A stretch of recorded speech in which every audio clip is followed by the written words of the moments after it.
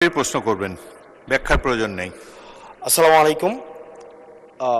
যেহেতু শিক্ষা নিয়ে কথা হচ্ছে, আমাদের বর্তমানে মাননীয় স্পিকার, আমরা যদি বর্তমান শিক্ষা ব্যবস্থা দেখি, আমাদের এন্ট্রান্স ইনস্টিটিউশনগুলোতে বিশেষ করে প্রাথমিক শিক্ষায় আমরা দেখছি যে ভর্তি প্রক্রিয়াতে আমাদের এখন দুইটা পদ্ধতি প্রচলিত ছিল। এডমিশন বাই মেরিট আগে প্রচলিত ছিল, এখন সেটা কনভার্ট হয়েছে এডমিশন বাই লটারির মাধ্যমে এখানে বাচ্চাদেরকে ভর্তি করা হয়।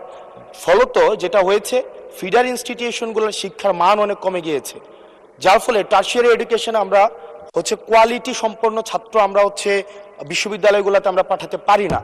এখন মাননীয় মন্ত্রী মহোদয়ের কাছে আমার প্রশ্ন থাকবে, এই যে প্রাইমারি স্কুলে বাচ্চাদেরকে ভর্তি করানোর ক্ষেত্রে আমরা কি ভর্তি প্রক্রিয়াটা আমরা পরিবর্তন করব কিনা, নাকি এই যে এডমিশন বাই লটারির মাধ্যমে আমরা নিব এবং মেরিটকে আমরা সবসময় দমায় রাখবো, নাম্বার ওয়ান।